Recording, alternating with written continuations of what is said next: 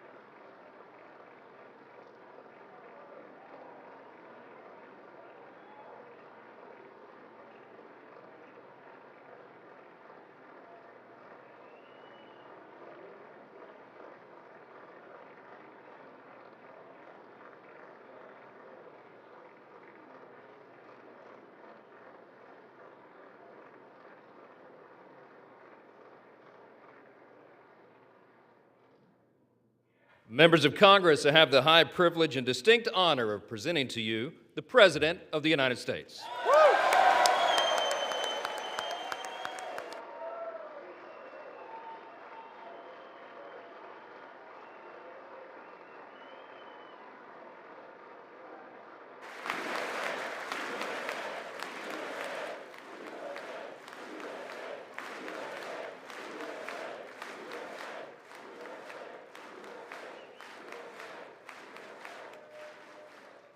Well, thank you very much, everybody. It's really an honor.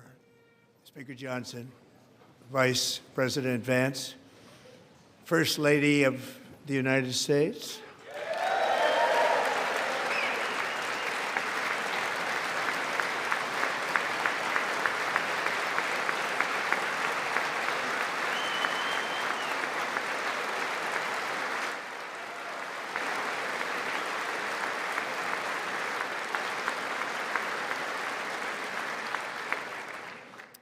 Second Lady of the United States,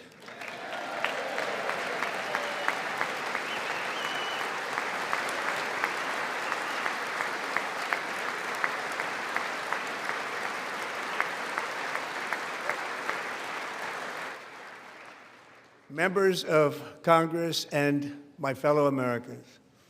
Our nation is back, bigger, better, richer, and stronger than ever before.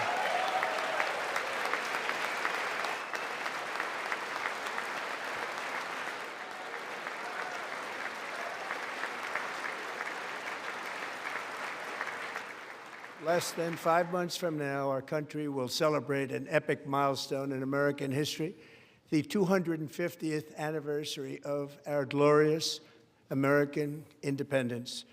This July 4th, we will mark 2.5 centuries of liberty and triumph, progress and freedom in the most incredible and exceptional nation ever to exist on the face of the earth. And you've seen nothing yet. We're going to do better and better and better. This is the golden age of America.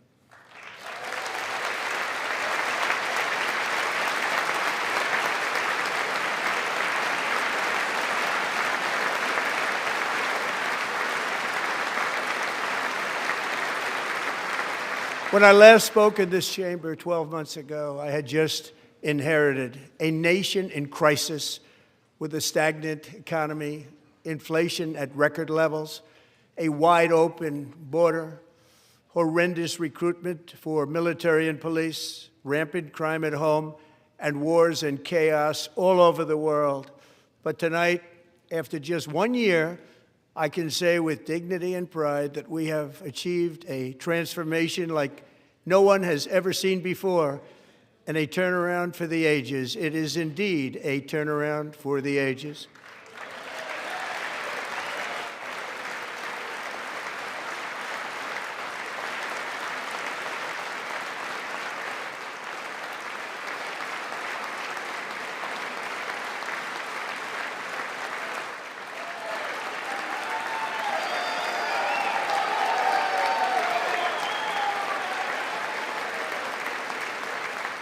And we will never go back to where we were just a very short time ago. We're not going back. Today, our border is secure.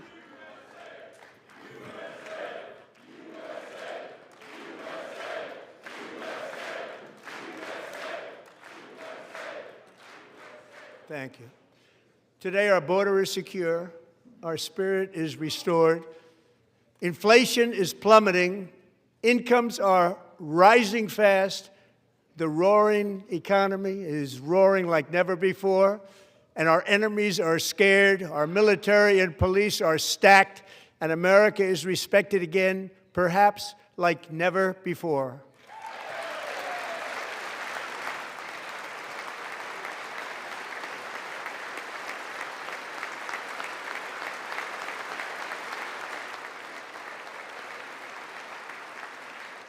After 4 years in which millions and millions of illegal aliens poured across our borders, totally unvetted and unchecked, we now have the strongest and most secure border in American history by far.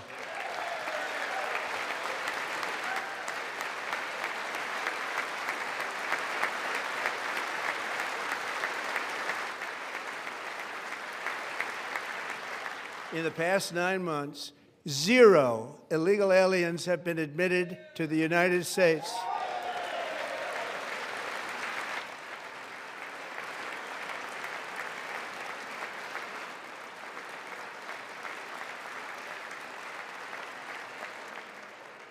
But we will always allow people to come in legally, people that will love our country and will work hard to maintain our country.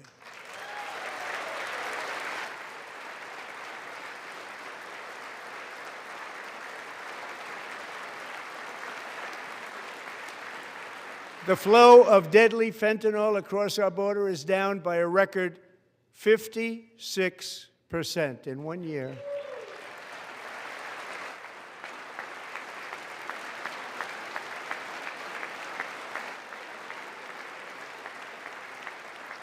And last year, the murder rate saw its single largest decline in recorded history. This is the biggest decline, think of it, in recorded history, the lowest number in over 125 years, year 1900. In fact, substantially before my wonderful father, I had a wonderful father, Fred, before he was born, substantially before he was born. That's a long time ago. He wouldn't like me to say that, but that's a long time ago. The Biden administration and its allies in Congress gave us the worst inflation in the history of our country. But in 12 months, my administration has driven core inflation down to the lowest level in more than 5 years. And in the last 3 months of 2025, it was down to 1.7%.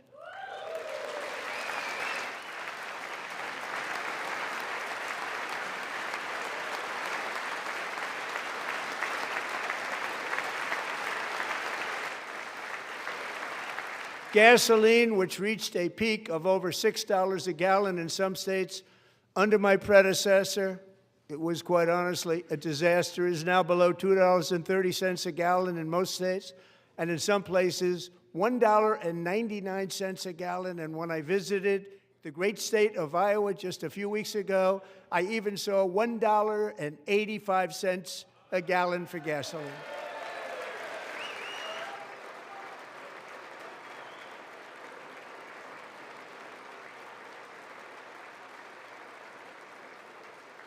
Mortgage rates are the lowest in 4 years and falling fast, and the annual cost of a typical new mortgage is down almost $5,000 just since I took office. 1 year.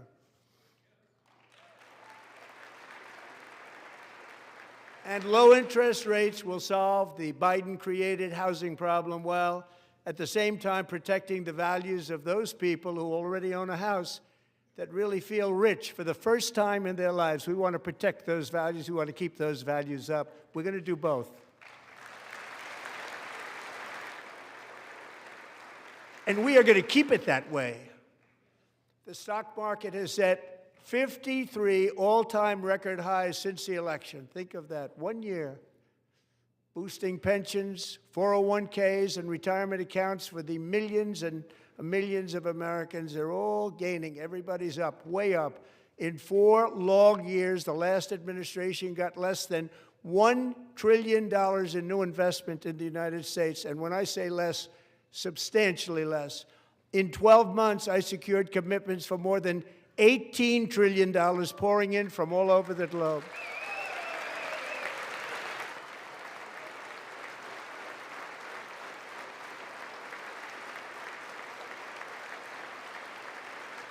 Think of it, much less than $1 trillion for 4 years versus much more than $18 trillion for 1 year. What a difference a president makes. A short time ago, we were a dead country. Now we are the hottest country anywhere in the world, the hottest.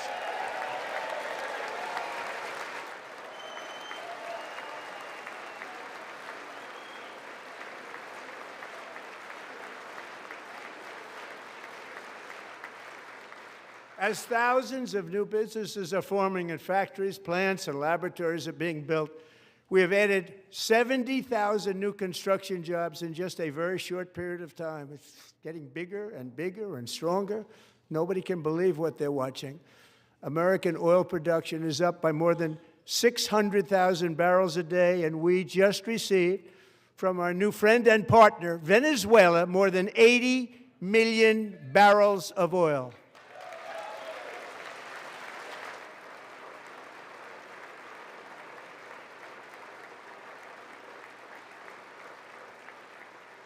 American natural gas production is at an all-time high because I kept my promise to drill, baby, drill.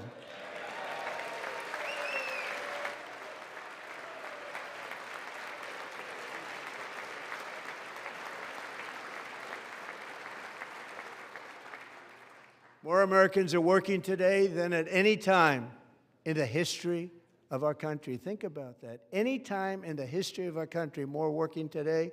And 100% of all jobs created under my administration have been in the private sector.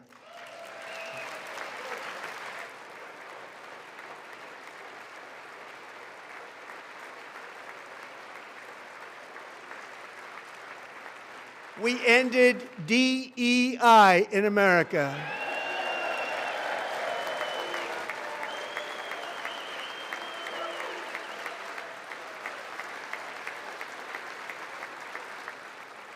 We cut a record number of job-killing regulations, and in 1 year we have lifted 2.4 million Americans, a record, off of food stamps.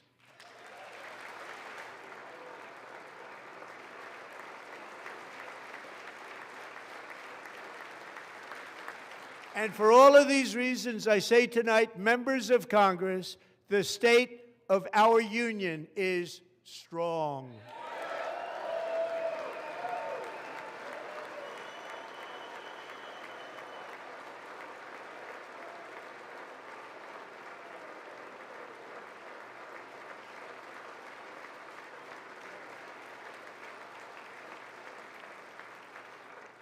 Our country is winning again. In fact, we're winning so much that we really don't know what to do about it.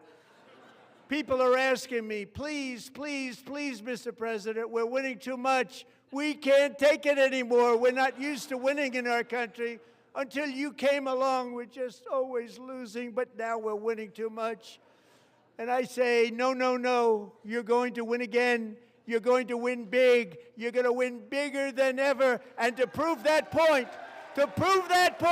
here with us tonight is a group of winners who just made the entire nation proud. The men's gold medal Olympic hockey team. Come on in.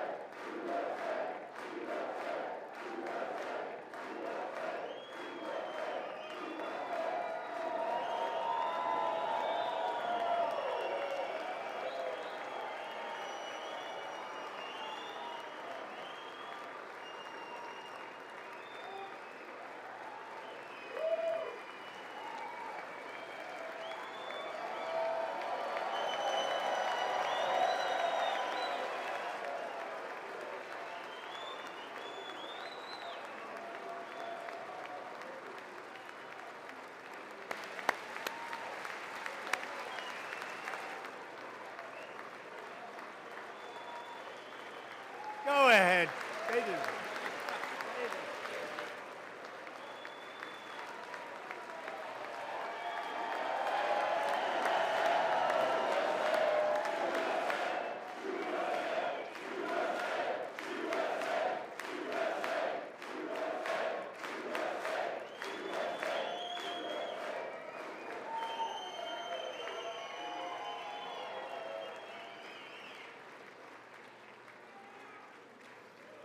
That's the first time I've ever seen them get up. And actually, not all of them did get up. But they beat a fantastic Canadian team in overtime, as everybody saw, as did the American women who will soon be coming to the White House.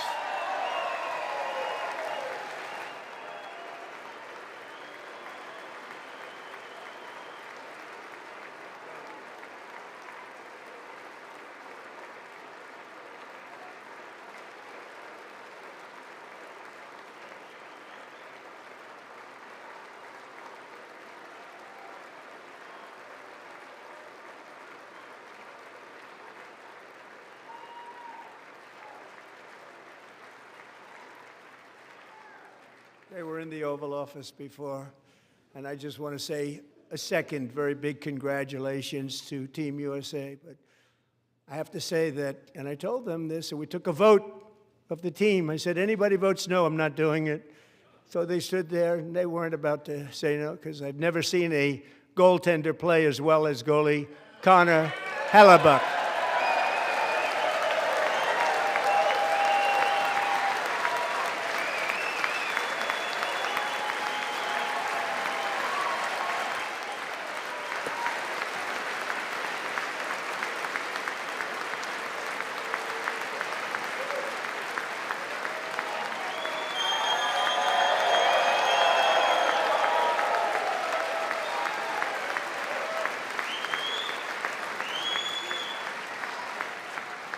Think of it, 46 shots on goal, and I asked him, the one shot, the one where you put your stick in the back and it hit the neck of your stick and bounced off, do you practice that, or was that a little lucky?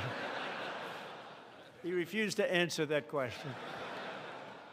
But I just want to tell you that the members of this great hockey squad will be very happy to hear, based on their vote and my vote, and in this case my vote was more important, that I will soon be presenting Connor with our highest civilian honor, which we will be given and which has been given to many athletes over the years. But when I say many, not too many, like 12, it's called the highest civilian honor in our country, the Presidential Medal of Freedom.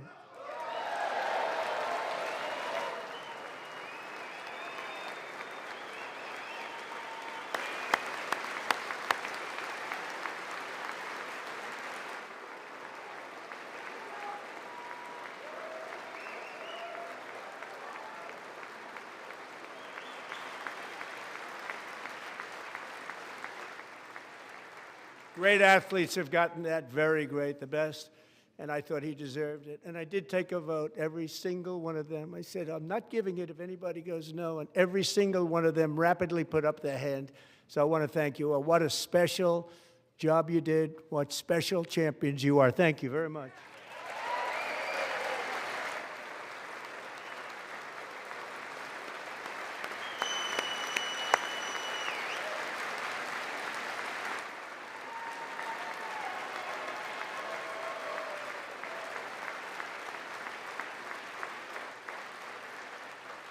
I'm also pleased to say that the next time the Olympic torch is lit, it will be here in America for the 2028 Olympics, and it's the summer version right in Los Angeles. We're going to do a good job in Los Angeles.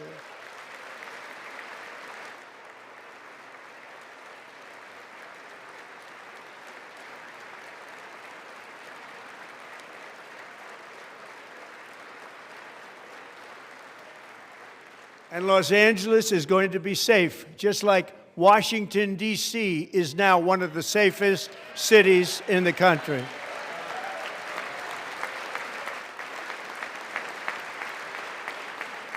And this year, and I must say I got them both. I got them in my first term, and I was disappointed because I didn't think I'd be the president when this happened. But strange things took place. And now I've got them because I got the Olympics and I got the 2026 FIFA World Cup, and I wanted to claim the 250th, but I didn't get away with that one. I couldn't claim that one for myself. But we're getting the World Cup, so we have the World Cup and the Olympics coming, and that is exciting news.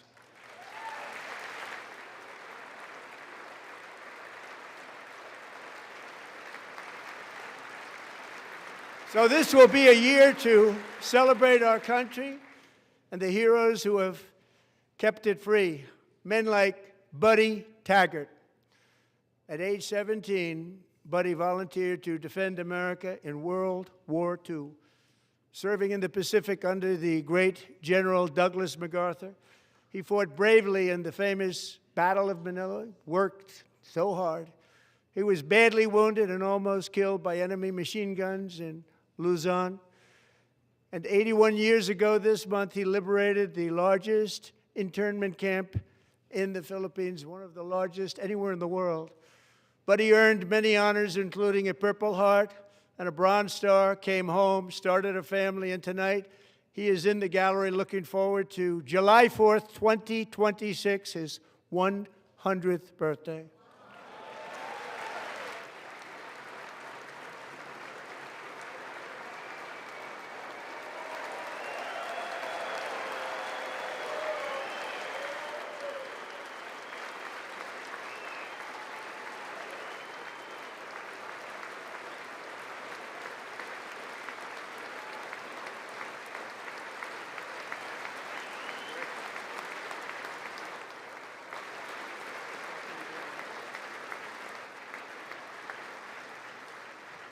So, buddy, you're a brave man, and we salute you.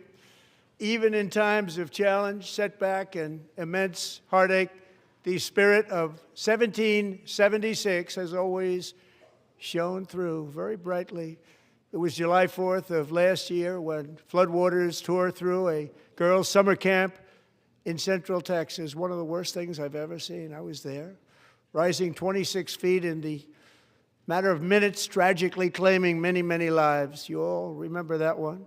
As the waters threatened to sweep her away, 11-year-old Millie Kate McClelland closed her eyes and prayed to God.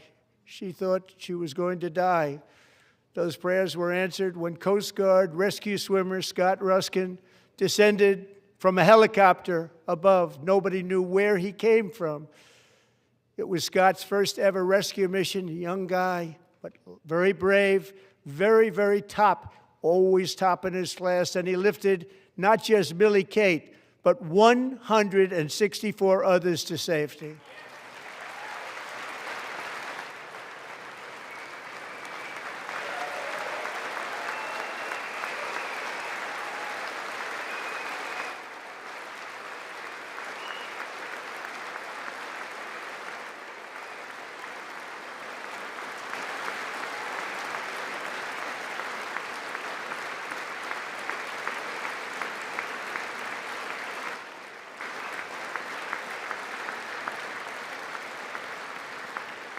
People watched Scott from a distance, and they couldn't believe what they were seeing. The winds were blowing, the rain was pouring, everything was going, and that rapid water, nobody's ever seen anything like it. They said, wow, that's something.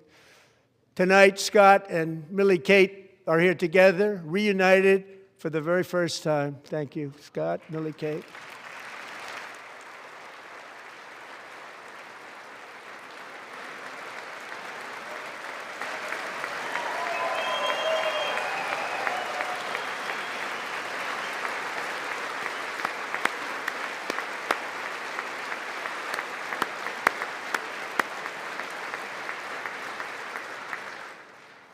And Petty Officer Ruskin, I'm pleased to inform you that I am now awarding you the Legion of Merit for extraordinary heroism, which is what it was, extraordinary heroism. Thank you.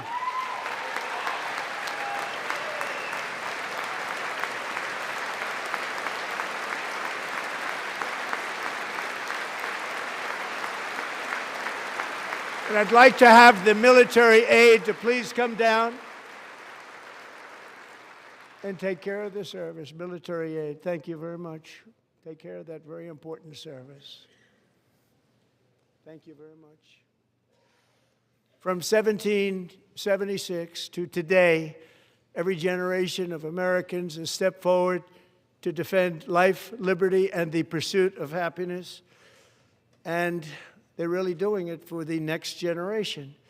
But now it's our turn. Together we're building a nation where every child has the chance to reach higher and go further, where government answers to the people, not the powerful, and where the interests of hardworking American citizens are always our first and ultimate concern. That is the debt we owe to the heroes who came before us, and that is the promise we must keep to America for our 250th year. Last year, I urged this Congress to begin the mission by passing the largest tax cuts in American history, and our Republican majorities delivered so beautifully. Thank you, Republicans.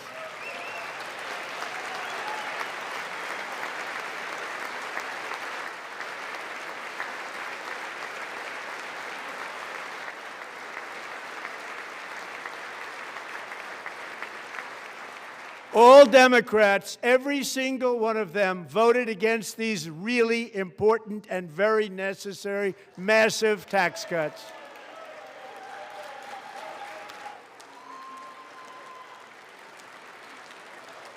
They wanted large-scale tax increases to hurt the people instead. But we held strong, and with the great, big, beautiful bill, we gave you no tax on tips, no tax on overtime, and no tax on Social Security for our great seniors.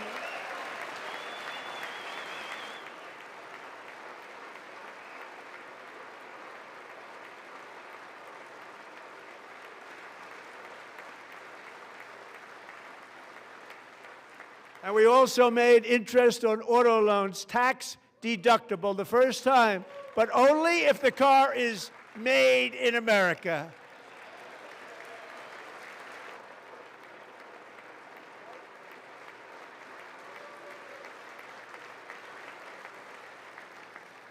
Recently in Pennsylvania, I met Megan Hemhauser, a devoted mom who's homeschools her children, beautiful, 2 children, during the day while waiting tables at night as her husband works overtime operating very heavy equipment. Megan is here this evening, and she's happy to tell you that she is so much richer because with no tax on tips, no tax on overtime, and our expanded child tax credit done again by Republicans, Megan and her husband will take home more than $5,000 extra just for the year, cutting her tax bill in more than half.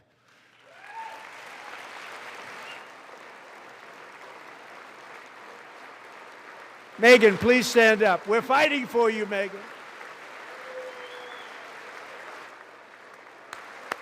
Thank you, Megan. Thank you, Megan. We're fighting for you, Megan. Under our bill, parents like Megan can also activate their children's brand new Trump accounts. And I didn't name it. I did not name it. I did not name that.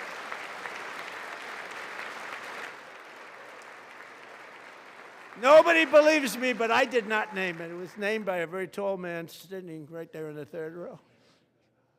Nice man, a good man.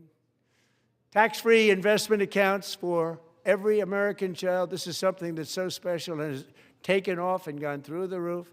Millions will be pre-funded courtesy of the U.S. Treasury and private individuals like Michael and Susan Dell, who have donated $6.25 billion to fund the Trump accounts for 25 million American children. They're great people.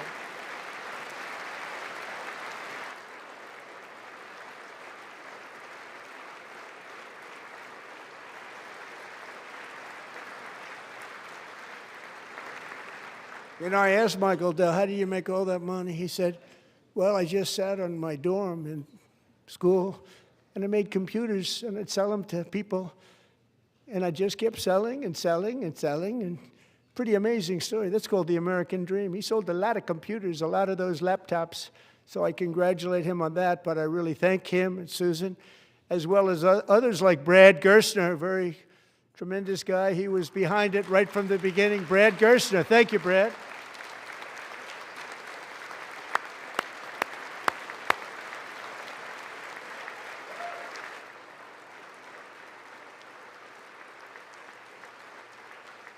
So with modest additional contributions, these young people's accounts could grow to over $100,000 or more by the time they turn 18. Think of it. How much money is that for somebody that started with nothing?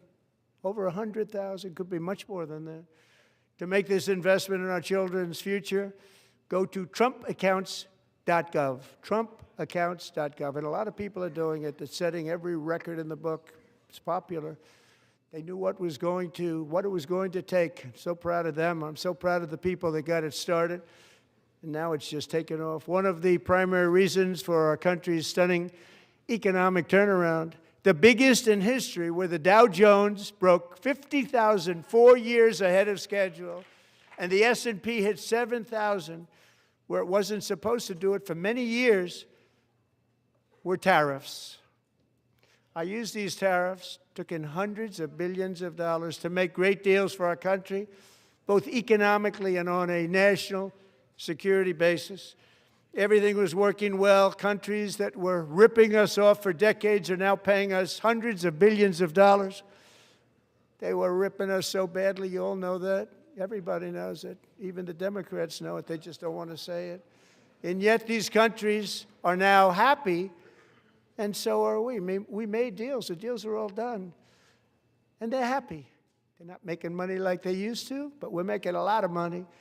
There was no inflation, tremendous growth, and the big story was how Donald Trump called the economy correctly, and 22 Nobel Prize winners in economics didn't.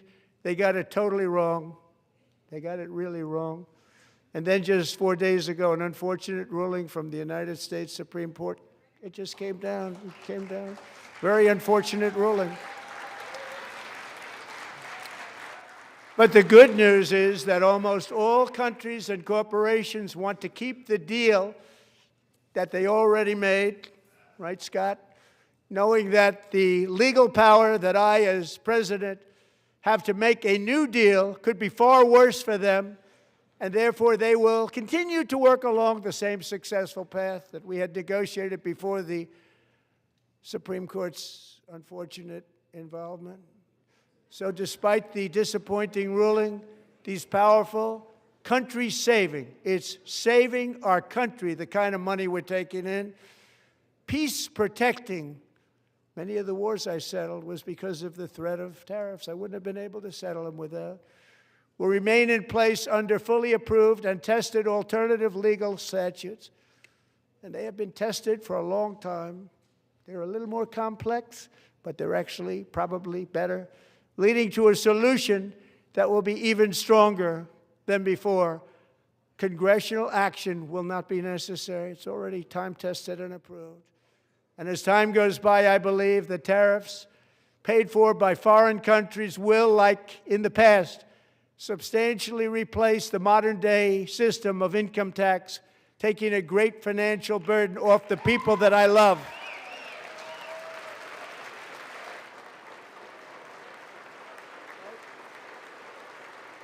Right?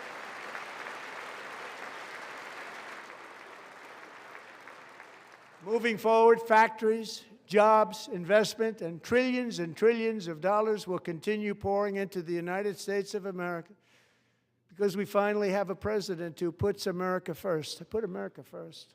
I love America.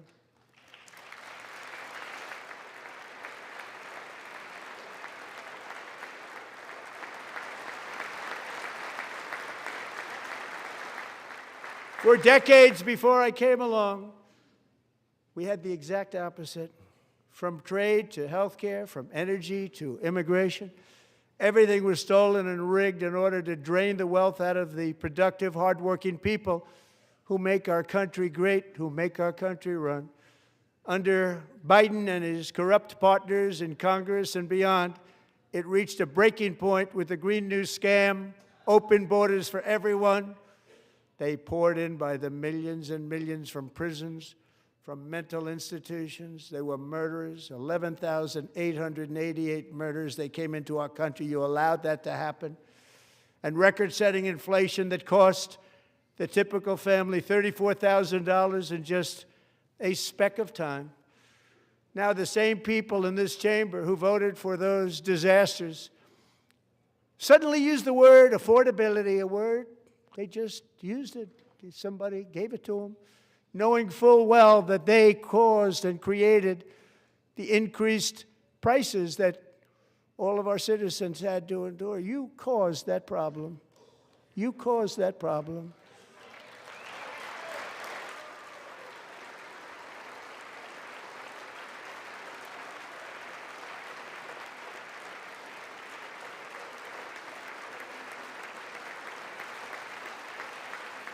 They knew their statements were a lie. They knew it. They knew their statements were a dirty, rotten lie. Their policies created the high prices Our policies are rapidly ending them. We are doing really well. Those prices are plummeting downward.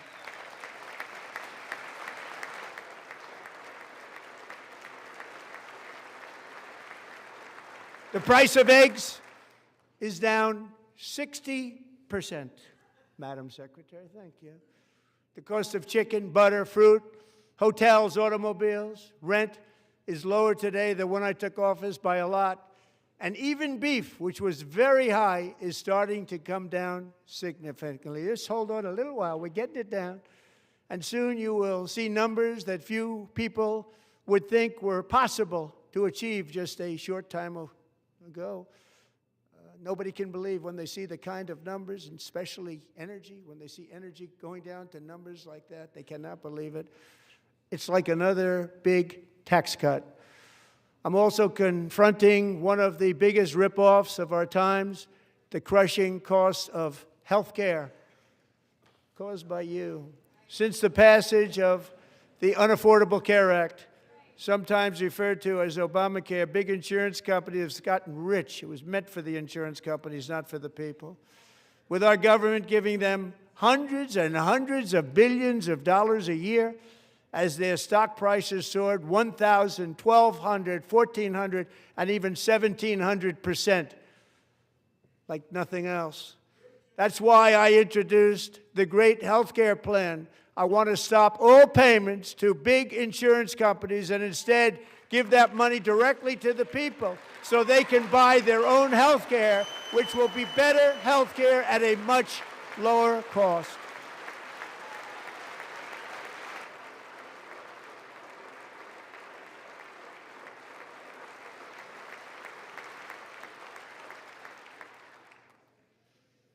In addition, my plan requires maximum price transparency. That's a big deal. Sounds so simple, so big. And I did that in my first term, and the Democrats immediately terminated it with full knowledge that they were doing a very bad thing for the people. Costs were going to go way up, and that's what happened, and now I'm bringing them way down on health care and everything else. I'm also ending the wildly inflated cost of prescription drugs like has never happened before.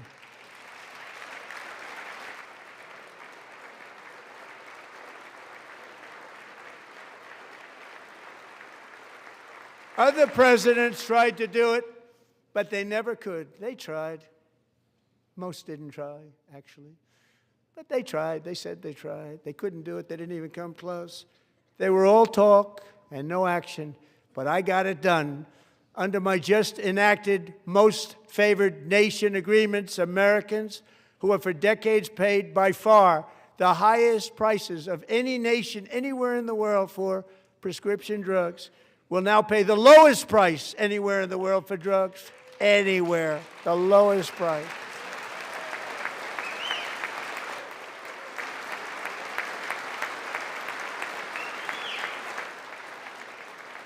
So in my first year of the second term, should be my third term, but strange things happen. I took prescription drugs, a very big part of health care, from the highest price in the entire world to the lowest. That's a big achievement. The result is price differences of 300, 400, 500, 600% and more, all available right now at a new website called TrumpRx.gov. And I didn't name that one either, by the way.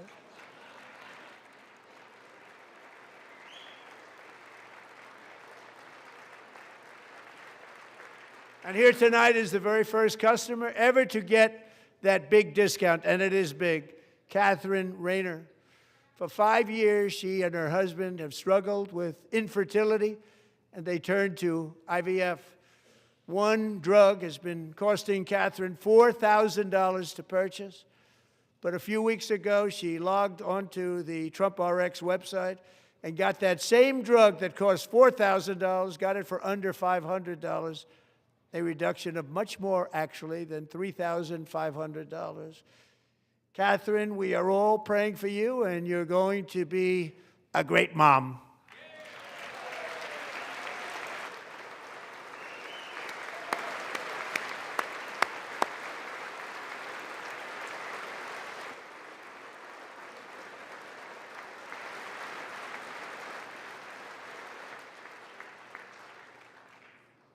So now I'm calling on Congress to codify my most favored nation program into law. Now, the one thing, I'm not sure it matters because it's going to be very hard for somebody that comes along after me to say, let's raise drug prices by 700 or 800%.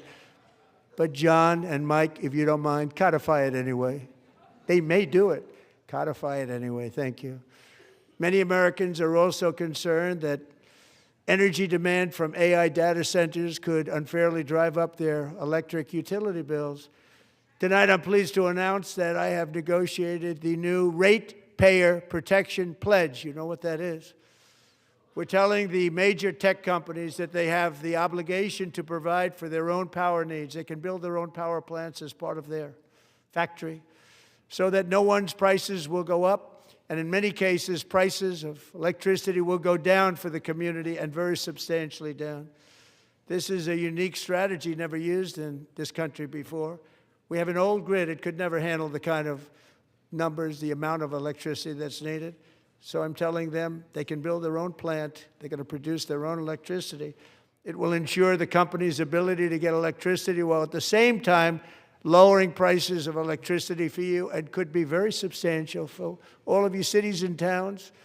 You're going to see some good things happen over the next number of years. Another pillar of the American dream that has been under attack is home ownership. With us tonight is Rachel Wiggins, a mom of two from Houston.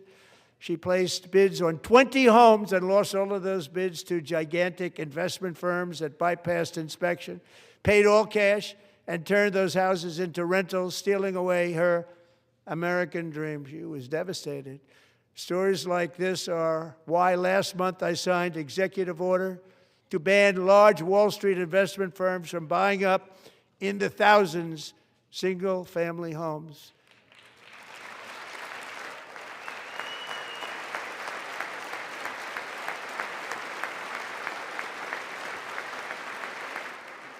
And now I'm asking Congress to make that ban permanent, because homes for people, really, that's what we want. We want homes for people, not for corporations. Corporations are doing just fine. Rachel, thank you very much. Good luck with your home. You'll get one soon.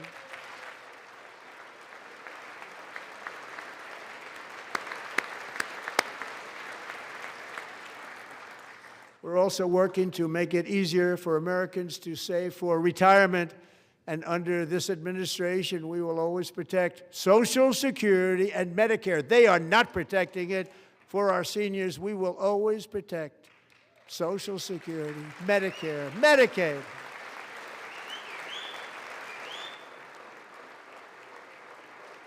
Since I took office, the typical 401k balance is up by at least $30,000. That's a lot of money.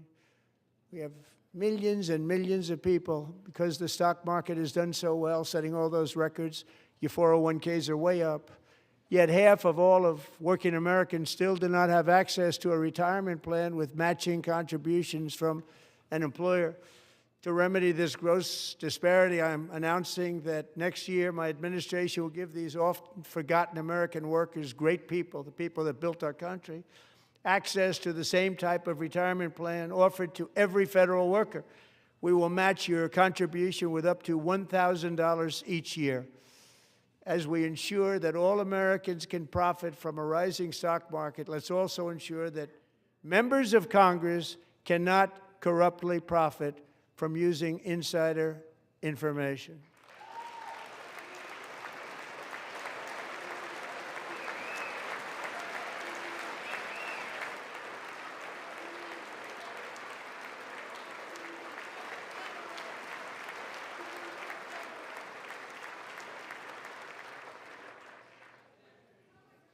They stood up for that. I can't believe it.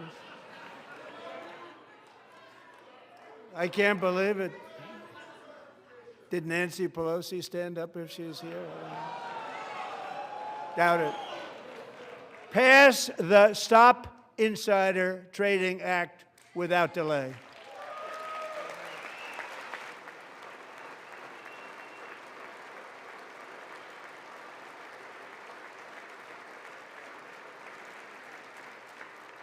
I wasn't sure if anybody even on this side was going to applaud for that. I'm very impressed. Thank you. I'm very impressed. But when it comes to the corruption that is plundering, it's plundering America.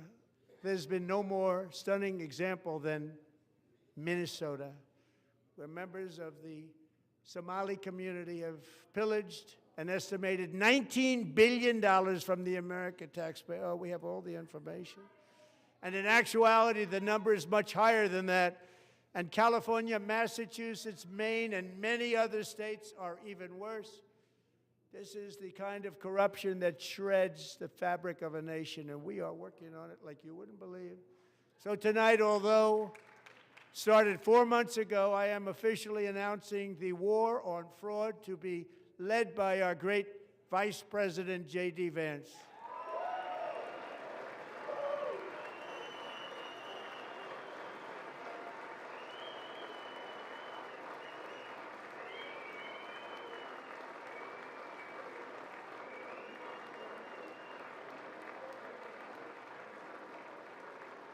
He'll get it done.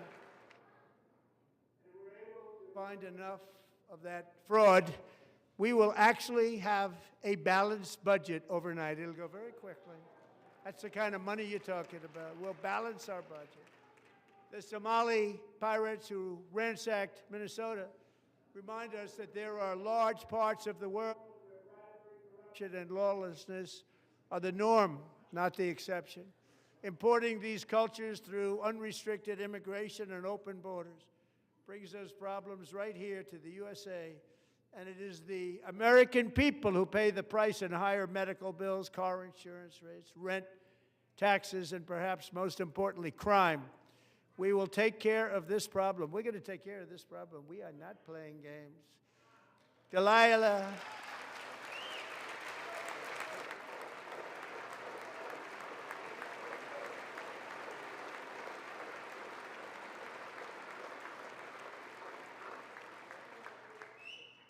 Delilah Coleman was only 5 years old in June 2024 when an 18-wheel tractor trailer plowed into her stopped car traveling at 60 miles an hour or more. The driver was an illegal alien let in by Joe Biden and given a commercial driver's license by open borders politicians in California. Doctors said Delilah would never be able to walk or talk, have a good life. She wouldn't even be able to eat again. But against all odds, she is now in the first grade learning to walk. And she's here this evening with her dad, Marcus, a fantastic man. Delilah, please, you are a great inspiration. Please stand up.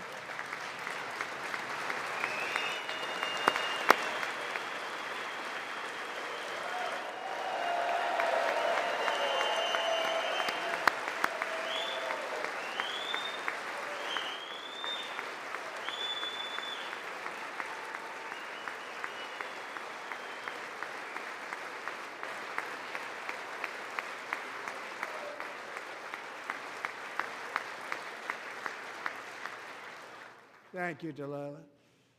Many, if not most, illegal aliens do not speak English and cannot read even the most basic road signs as to direction, speed, danger, or location. That's why tonight I'm calling on Congress to pass what we will call the Delilah Law, barring any state from granting commercial driver's licenses to illegal aliens.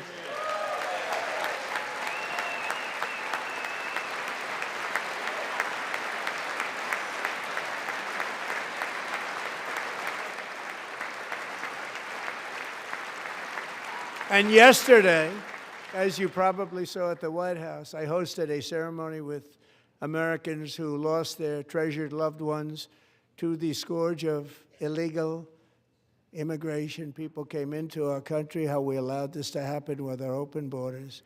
These are the angel moms and families that for decades our government betrayed and our media totally ignored. It was terrible. Hard to believe, actually.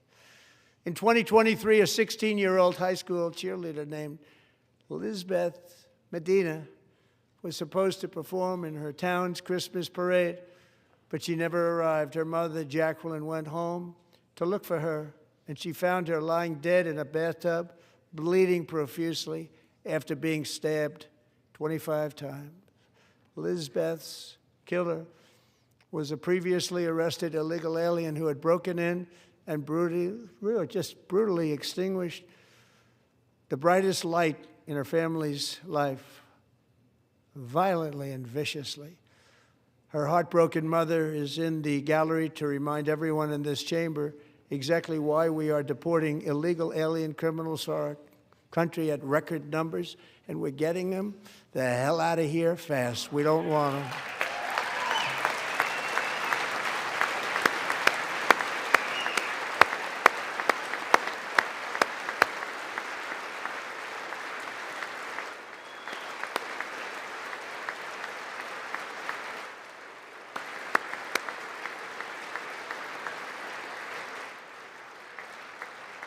Thank you very much, Jacqueline. Thank you. We can never forget that many in this room not only allowed the border invasion to happen before I got involved, but indeed they would do it all over again if they ever had the chance. If they ever got elected, they would open up those borders to some of the worst criminals anywhere in the world.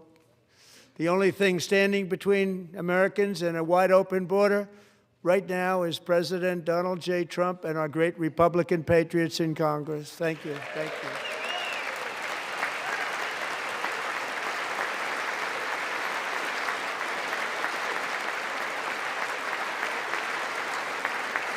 As we speak, Democrats in this chamber have cut off all funding for the Department of Homeland Security. It's all cut off. It's all cut off. They have instituted another Democrat shutdown, the first one costing us 2 points on GDP. 2 points we lost on GDP, which probably made them quite happy, actually.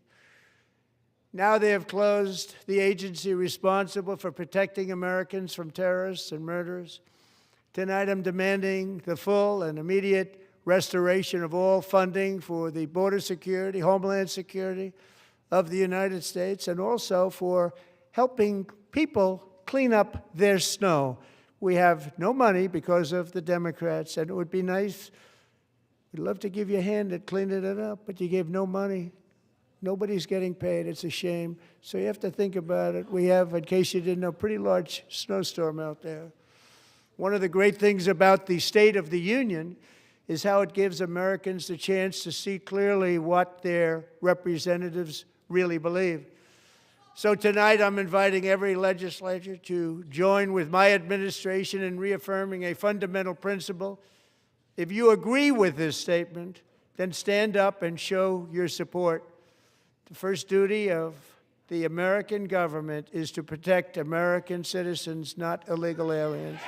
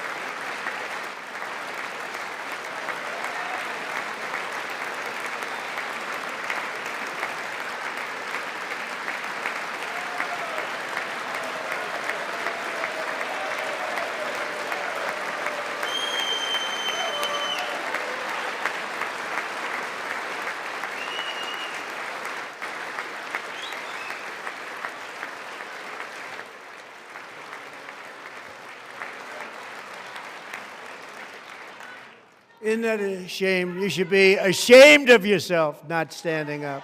You should be ashamed of yourself. That is why I'm also asking you to end deadly sanctuary cities that protect the criminals and enact serious penalties for public officials who block the removal of criminal aliens. In many cases, drug lords, murderers all over our country, they're blocking the removal of these people out of our country, and you should be ashamed of yourself.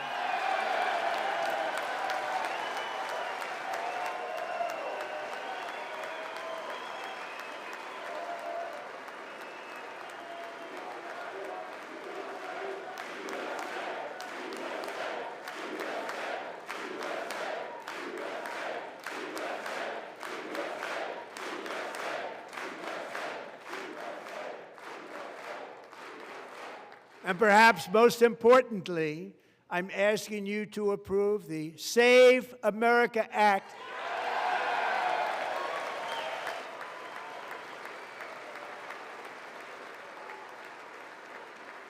To stop illegal aliens and others who are unpermitted persons from voting in our sacred American elections. That cheating is rampant in our elections. It's rampant. It's very simple. All voters must show voter ID.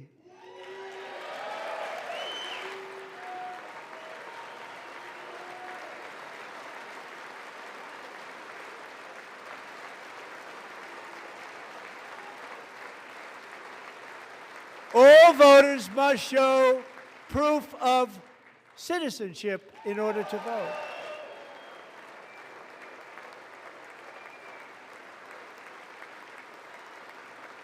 And no more crooked mail-in ballots except for illness, disability, military, or travel. None. And this should be an easy one. And by the way, it's polling at 89%, including Democrats, 89%.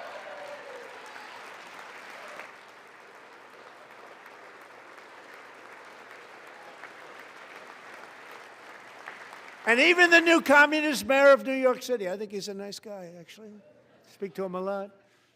Bad policy, but nice guy. Just said they want people to shovel snow. They got hit hard. Wants them to shovel snow, but if you apply for that job, you need to show 2 original forms of ID and a Social Security card. Yet they don't want identification for the greatest privilege of them all, voting in America. No, it's no good. No good. Both Republicans and Democrats overwhelmingly agree on the policy that we just enunciated. And Congress should unite and enact this common sense, country-saving legislation right now, and it should be before anything else happens.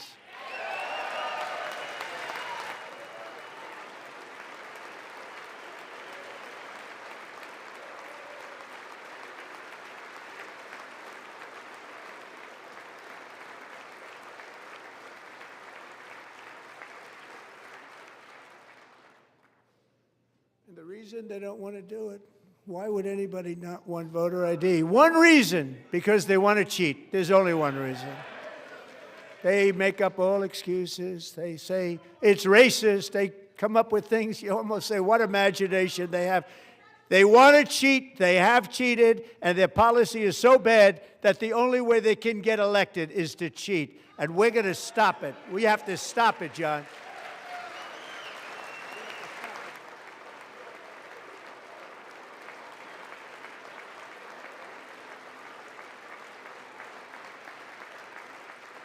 And here is one more opportunity to show common sense in government.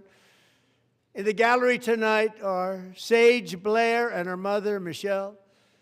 In 2021, Sage was 14 when school officials in Virginia sought to socially transition her to a new gender, treating her as a boy and hiding it from her parents. Hard to believe, isn't it?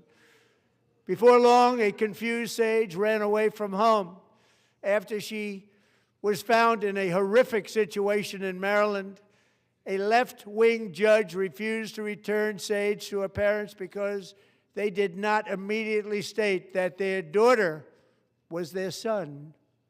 Sage was thrown into an all-boys state home and suffered terribly for a long time.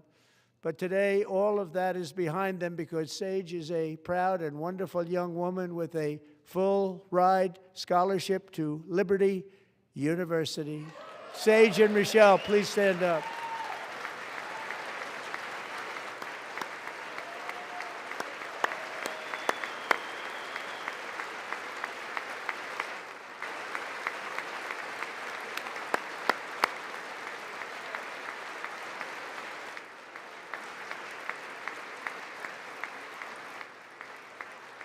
And thank you for your great bravery. And who can believe that we're even speaking about things like this?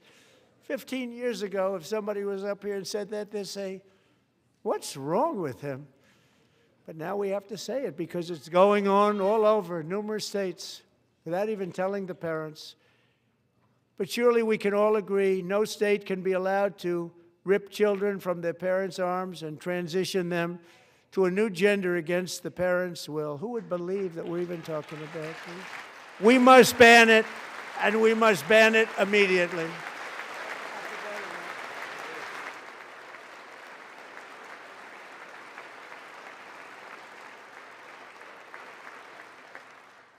Look, nobody stands up.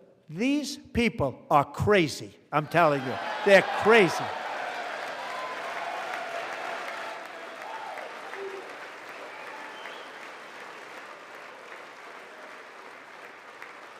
Amazing.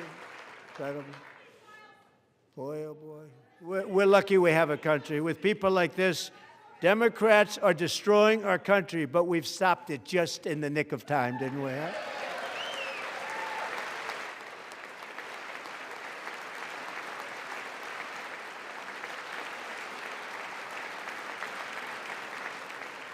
No one cares more about protecting America's youth than our wonderful First Lady, now a movie star. She's a movie star. Can you believe it?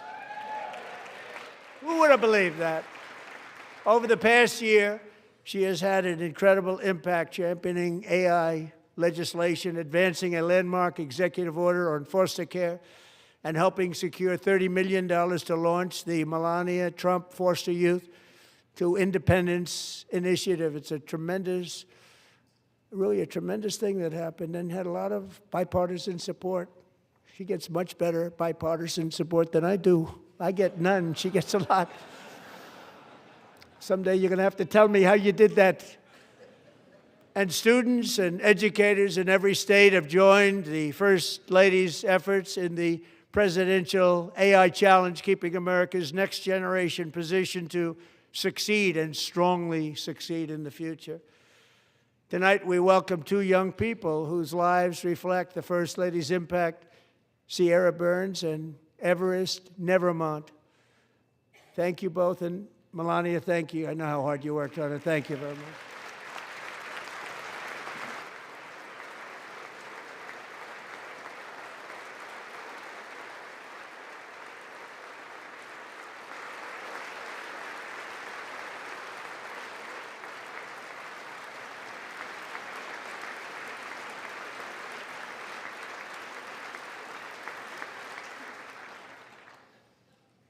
I'm very proud to say that during my time in office, both the first 4 years and in particular this last year, there has been a tremendous renewal in religion, faith, Christianity, and belief in God. Tremendous renewal.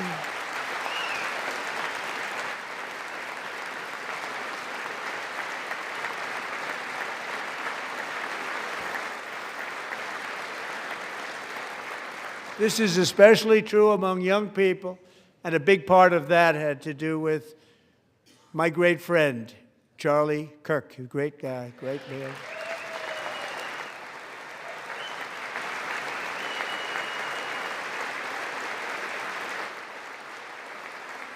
So last year, Charlie was violently murdered by an assassin and martyred, really martyred for his beliefs. His wonderful wife, Erica, is with us tonight. Erica, please stand.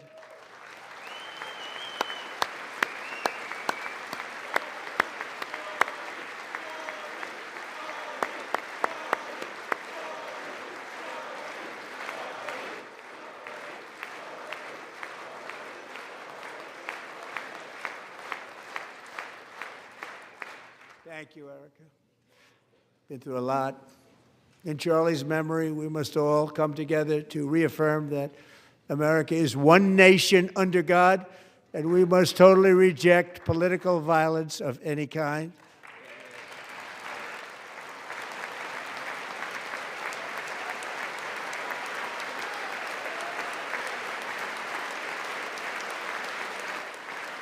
We love religion, and we love bringing it back, and it's coming back at levels that nobody actually thought possible. It's really a beautiful thing to see.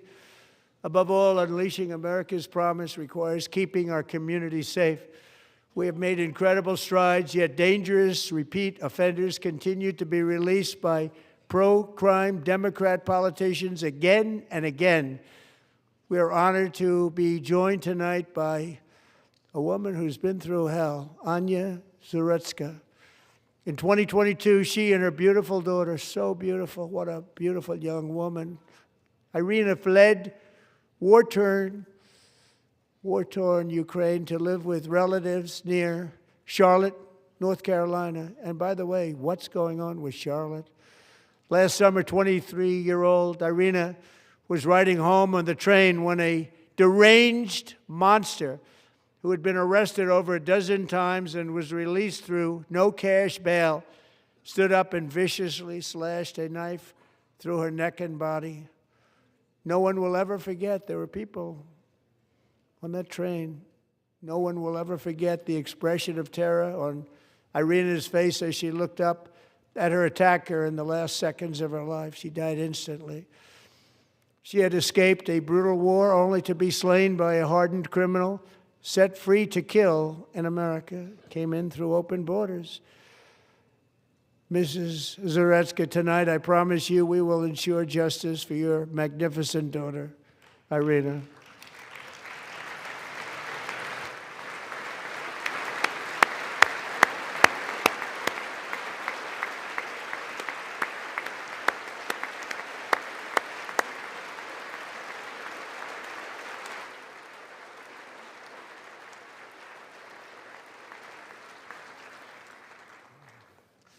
How do you not stand? How do you not stand?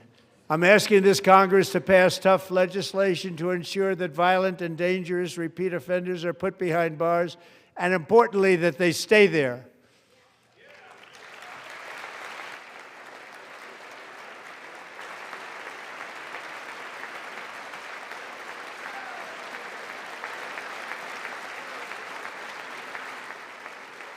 Starting last summer, I deployed our National Guard and federal law enforcement to restore law and order to our most dangerous cities, including Memphis, Tennessee, big success, New Orleans, Louisiana, big success, and our nation's capital itself, Washington, D.C., where we have almost no crime anymore in Washington, D.C. How did that happen?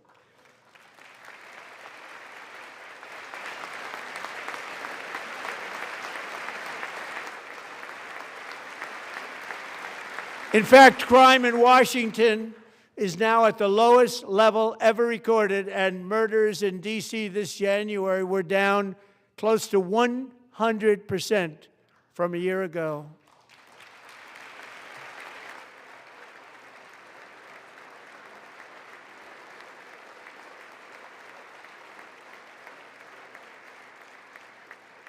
They don't like to hear that. One of the brave service members who helped achieve this stunning turnaround was 20-year-old West Virginia Army National Guard Specialist Sarah Beckstrom. After a 4-month deployment, she voluntarily extended her service, and her rank was going to be lifted. She was doing so well. They were so proud of her. But the very next day, she was on patrol near the White House when she was ambushed and shot in the head by a terrorist monster from Afghanistan. Shouldn't have been in our country. And all because she wore the uniform of our nation. She was shot. He traveled here because he didn't like people wearing our uniform. He was sick and deranged. Shouldn't have been in our country. Sarah Beckstrom died in order to defend our capital, and we are honored to be joined by her wonderful parents, Gary and Evalie. Your daughter was a true American patriot, and she will be greatly missed. She was a great person. I saw reports on her. They've never seen anything like it.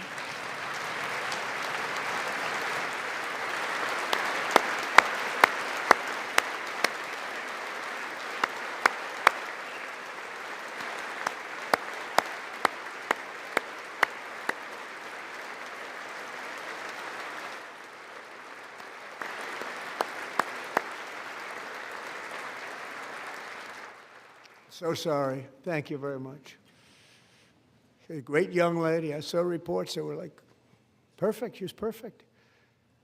Serving alongside Sarah that day was Staff Sergeant Andrew Wolf. The terrorist shot Andrew in the head, and no one thought he could possibly make it. The two of them, Sarah and Andrew, both shot violently in the head. Neither was expected to make it. They weren't even given a chance, except his wonderful mother, named Melody, who I spoke to the same night, and she was so positive. The doctors thought that Andrew was gone, but his mother said, no, Mr. President, Andrew will be fine. He's going to make it. I've never seen anything like it. I mean, he was given almost no chance. She said, I have no doubt, sir, he's going to be okay. This was a conversation that I had with her that night, with her son laying helplessly in bed, blood all over. Everybody is praying, she said, sir, he will be okay. The doctors didn't understand what she was saying, and after looking at the results of the damage done, neither did I.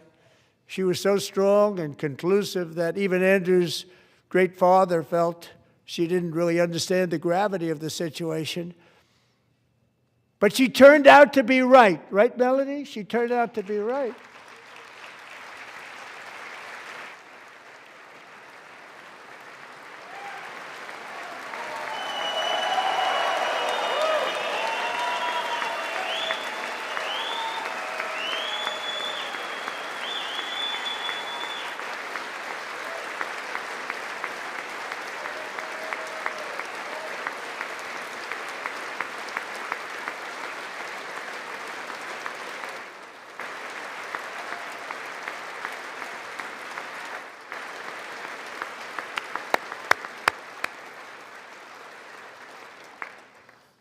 Amazing, actually. I said, where does this woman come from? She's the most positive person I've ever met. With God's help, Andrew has battled back from the edge of death, and we're talking about the edge of death, on his way to a miraculous recovery. He's got a little work to do, but he's doing great. Nice to see you. He's a good-looking guy. Nice to see you. Thanks, Andrew. Thank you very much.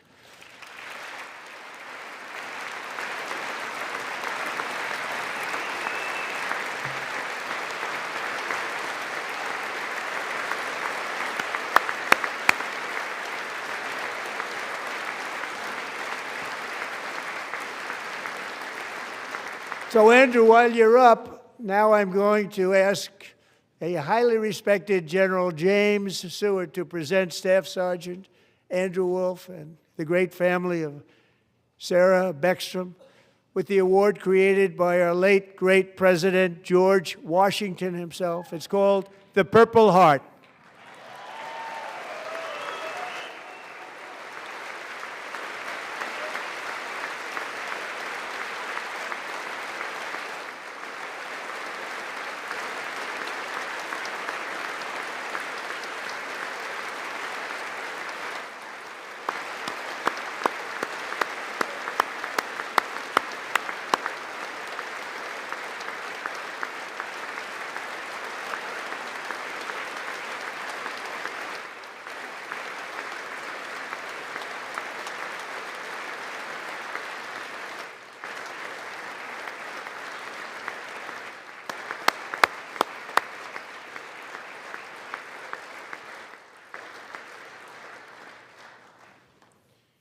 We love you all. Love you. We're proudly restoring safety for Americans at home, and we are also restoring security for Americans abroad. Our country has never been stronger. My first 10 months, I ended 8 wars, including Cambodia. Isn't it funny? Sick people. Cambodia and Thailand, Pakistan and India. Would have been a nuclear war. 35 million people said the Prime Minister of Pakistan would have died if it were not for my involvement. Kosovo and Serbia, Israel and Iran, Egypt and Ethiopia, Armenia and Azerbaijan, the Congo and Rwanda, and of course the war in Gaza, which proceeds at a very low level. It's just about there. And I want to thank Steve Witkoff and Jared Kushner for your help. Thank you, Steve. Thank you, Jared.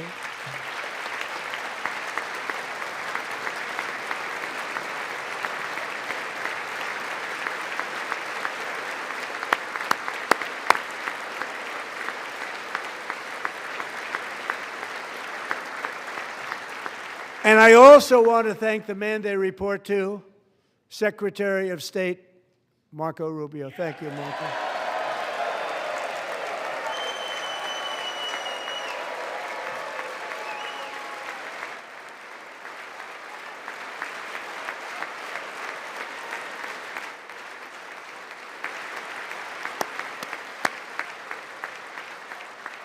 People like you. You know, Marco got 100% of the votes when he was in confirmation. I think our next one was about 54%. And some of the Democrats are now saying, I can't believe we approved that guy. And he said it's an honor that they feel that way, right, Marco? You have done a great job, great Secretary of State. I think he'll go down as the best ever.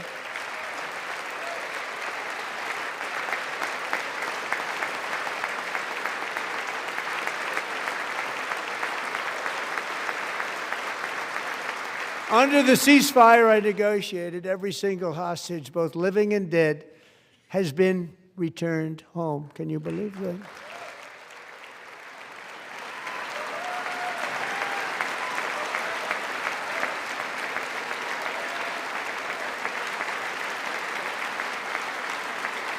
Nobody thought it was possible. Nobody thought that was possible.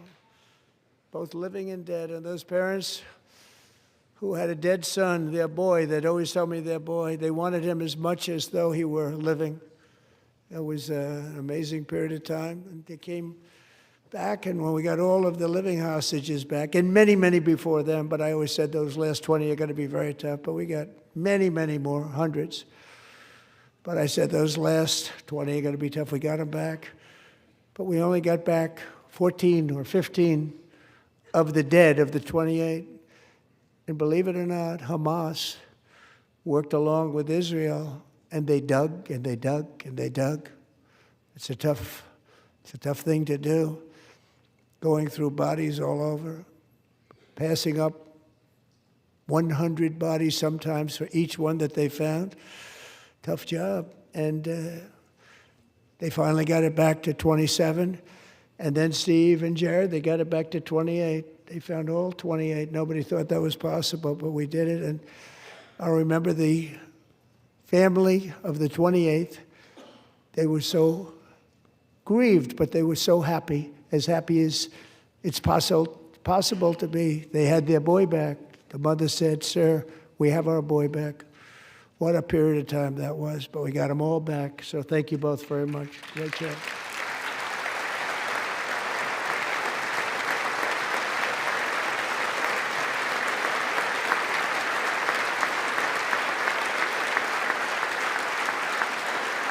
And we're working very hard to end the 9th war, the killing and slaughter between Russia and Ukraine, where 25,000 soldiers are dying each and every month. Think of that, 25,000 soldiers are dying a month. A war which would have never happened if I were president, would have never happened. As president, I will make peace wherever I can, but I will never hesitate to confront threats to America wherever we must. That's why in a breakthrough operation last June, the United States military obliterated Iran's nuclear weapons program with an attack on Iranian soil known as Operation Midnight Hammer.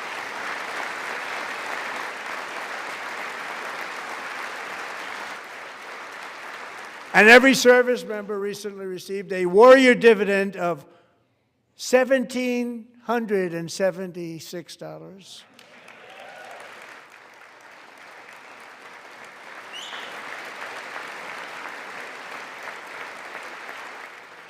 You know, they put it on my desk. We got the money from tariffs and other things, a lot of money we have. We have much more money than people understand. Have to rebuild that program a little bit, but it won't take long. But we got the money, and it was $1,775, and they wanted my approval.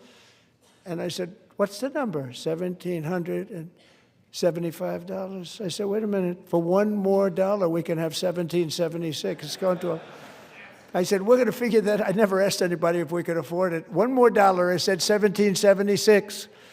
And I said, that's good. And I'll tell you what, our military, that was 4 months ago, our military, I never see a person in the military that doesn't thank me for it, so we're honored to do it. They deserve it. And we call it 1776. It was great. And we love our military. We love our law enforcement. We love our firemen. You know, the firemen don't get mentioned enough. We love our firemen. We're also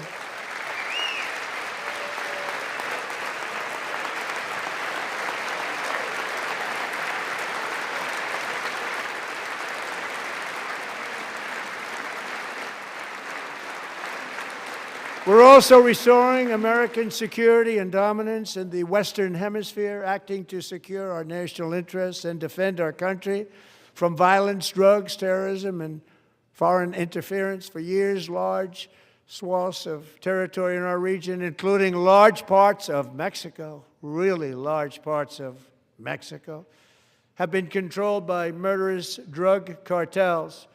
That's why I designated these cartels as foreign terrorist organizations, and I declared illicit fentanyl as a weapon of mass destruction.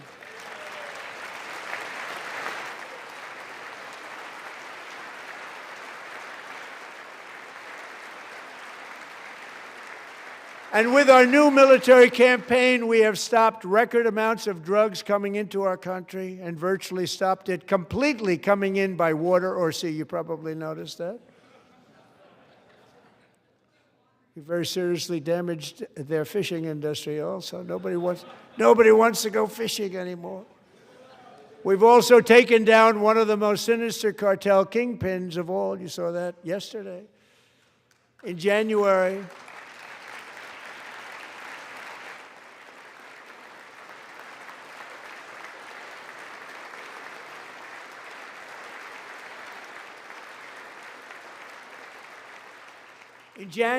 elite American warriors carried out one of the most complex, spectacular feats of military competence and power in world history. No one's seen anything like it. Foreign leaders, I won't tell you who, called me and they said, very impressive, very good.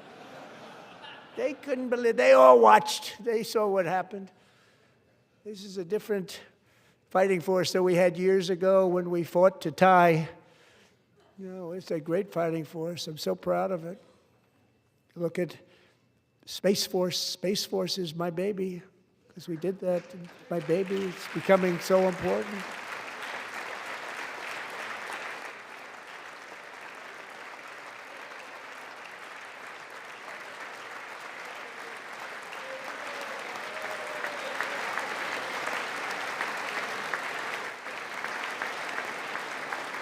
And America's armed forces overwhelmed all defenses and utterly defeated an enemy, good fighters, to end the reign of outlaw dictator Nicolas Maduro and bring him to face American justice.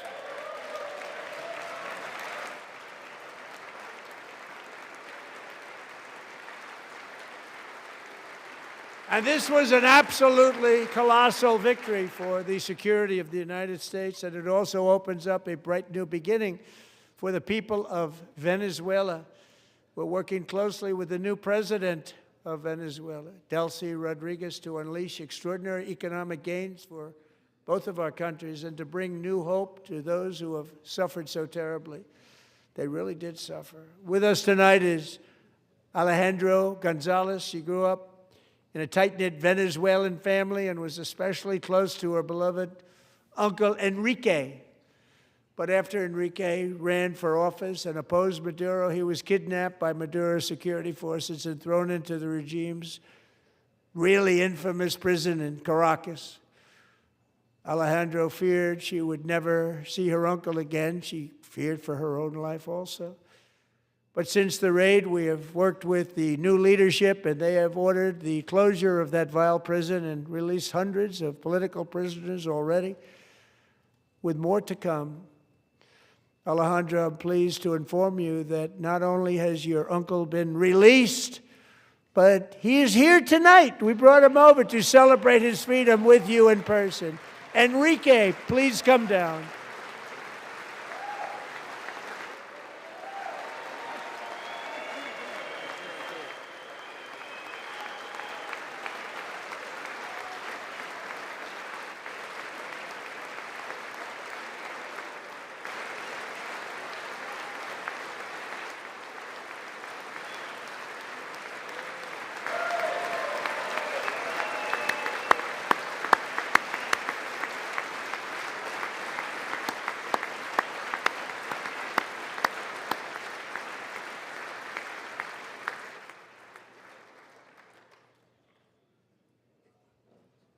Thank you, Enrique. Have a good time.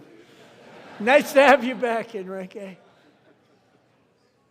There were many heroes on that January raid to capture Maduro, really great heroes. It was very dangerous. They knew we were coming. They were all set. But the deeds of one warrior that night will live forever in the eternal chronicles of military valor. Chief Warrant Officer 5, Eric Slover, planned the mission and was the flight lead in the cockpit of the first helicopter, a big, beautiful, powerful helicopter. It was a massive Chinook carrying, as you can imagine, many, many American warfighters. Wearing the dog tags, his wife Amy had blessed with holy water before he left. She knew it was going to be a rough one.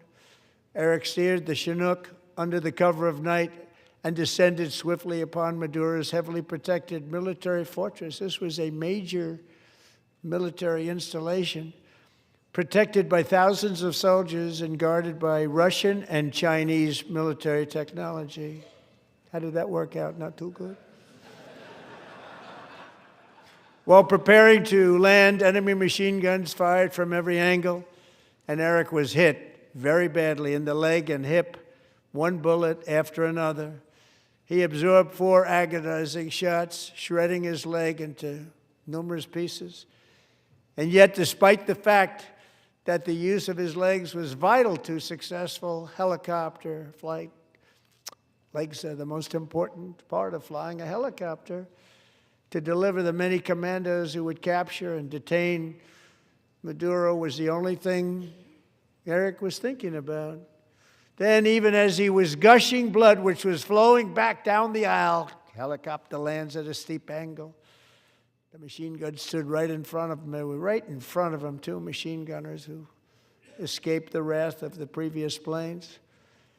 Eric maneuvered his helicopter with all of those lives and souls to face the enemy and let his gunners eliminate the threat. Turned the helicopter around so the gunners could take care of business, saving the lives of his fellow warriors from what could have been a catastrophic crash deep in enemy territory. Only after safely landing the helicopter with all the warriors aboard in the exact right spot, which was vital to the mission. We probably would have had to maybe cancel the mission if that didn't happen. Eric told his co-pilot, also wounded, but not as gravely, to take over. I'm about ready to pass out. The success of the entire mission and the lives of his fellow warriors hinge on Eric's ability to take the searing pain. It was unbelievable what's happened to his legs of the bullets and keep on flying and landing, and people knew what was happening. Everybody in the back of the helicopter knew because they saw the blood pouring down the aisle. Chief Warrant Officer Slover is still recovering from his serious wounds, but I'm thrilled to say that he is here tonight with his wife, Amy, Eric, and Amy. Come on in.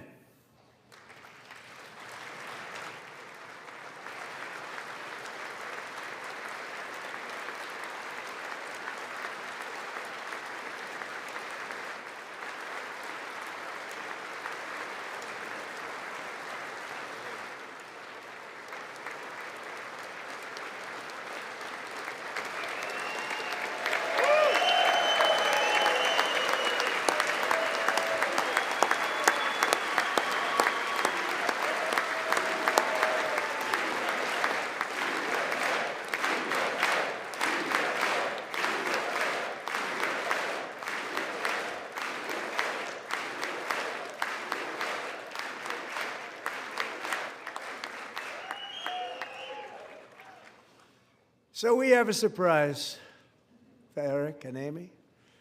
In recognition of Eric's actions above and beyond the call of duty, I would now like to ask General Jonathan Braga to present Chief Warrant Officer Slover with our nation's highest military award, the Congressional Medal of Honor.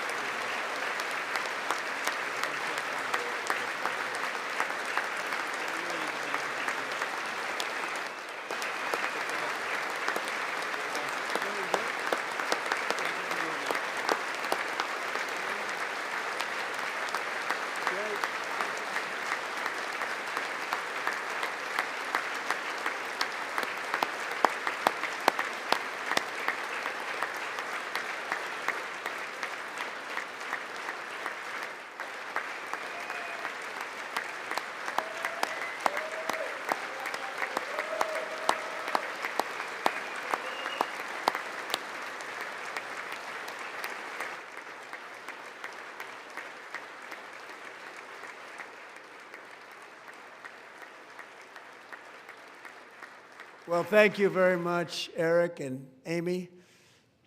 Great to get to know you. I met with them and with a lot of their fellow warriors at Fort Bragg recently. You notice the name Fort Bragg, we have it back, we brought it back. We won the First World War with it, the Second World War with it, and then they decided to change the name. So we changed it back. Everybody wanted to change back too. And 10 of Eric's fellow warriors from that incredible night of victory will also be receiving medals at a private ceremony that will soon be held at the White House, and Eric will be there. Thank you.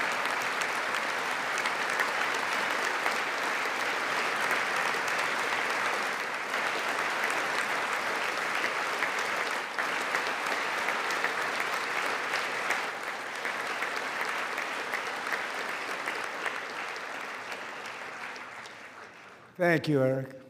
That's a big one. Tonight we've celebrated many truly extraordinary American patriots, but there is one last living legend to honor before we go. He is one more heroic American aviator, Navy fighter pilot. Royce Williams served in World War II, Korea, Vietnam, flying more than 220 missions. In the skies over Korea in 1952, Royce was in the dogfight of a lifetime, legendary dogfight. Flying through blizzard conditions, his squadron was ambushed by 7 Soviet fighter planes. It was his first aerial combat of the war, and despite being massively outnumbered and outgunned, Royce led the takedown of 4 enemy jets and almost destroyed the others, vanquishing his adversaries while taking 263 bullets to his own plane and being seriously hurt. His story was secret for over 50 years. He didn't even want to tell his wife, but the legend grew and grew. But tonight, at 100 years old, this brave Navy captain is finally getting the recognition he deserves. He was a legend long before this evening. Royce, please stand up, and I will ask the First Lady of the United States to present Captain Royce Williams with his Congressional Medal of Honor.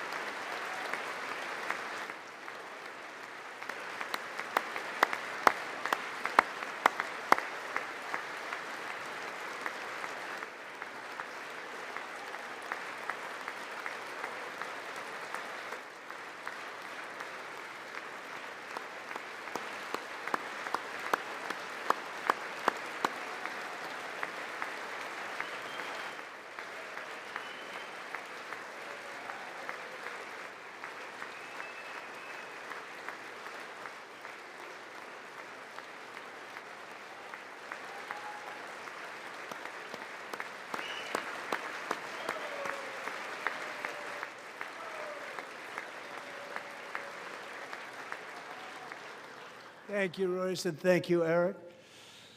I've always wanted the Congressional Medal of Honor, but I was informed I'm not allowed to give it to myself, and I wouldn't know why I'd be taking it, but if they ever open up that law, I will be there with you someday. But you know, that's our highest honor, Congressional Medal of Honor, and that's a big thing, and it's an honor to be in the same room with you. Thank you both very much, Eric. Thank you.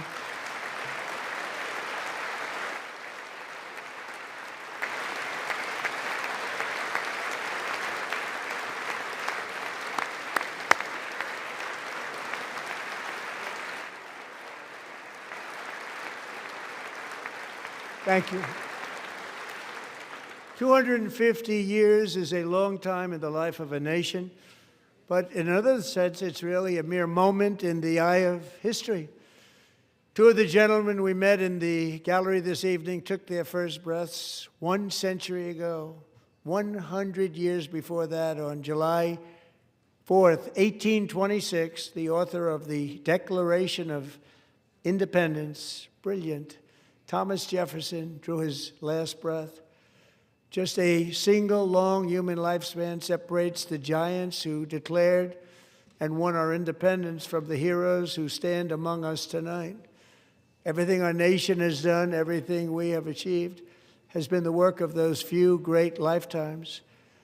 In those brief chapters, Americans built this nation from 13 humble colonies into the pinnacle of human civilization and human freedom, the strongest, wealthiest, most powerful, most successful nation in all of history. Americans ventured out across the daunting and dangerous continent. We carved paths through an unforgiving wilderness, settled a boundless frontier, and tamed the beautiful but very, very dangerous Wild West. From empty marshes and wide open plains, we raised up the world's greatest cities. Together, we mastered the world's mightiest industries and shattered history's monstrous tyrannies. And we liberated millions from the chains of fascism, communism, oppression, and terror. Americans lifted humanity into the skies on the wings of aluminum and steel, And then we launched mankind into the stars on rockets powered by sheer American will and unyielding American pride. We wired the globe with our ingenuity. We captivated the planet with American culture. And now we are pioneering the next great American breakthroughs that will change the entire world. All of this and so much more is the enduring legacy, unmatched glory of the hardworking patriots who built and defended this country and who still carry the hopes and freedoms on all of humanity's backs. For years they were forgotten, betrayed, and cast aside. But that great betrayal is over, and they will never be forgotten again. Because when the world needs courage, daring, vision, and inspiration, it is still turning to America. And when God needs a nation to work his miracles, he knows exactly who to ask. There is no challenge Americans cannot overcome, no frontier too vast for us to conquer, no dream too bold for us to chase, no horizon too distant for us to claim. For our destiny is written by the hand of providence, and these first 250 years were just the beginning.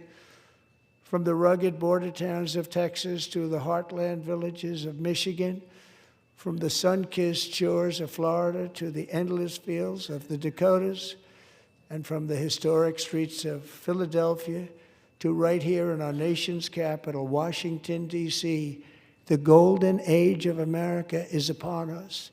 The revolution that began in 1776 has not ended.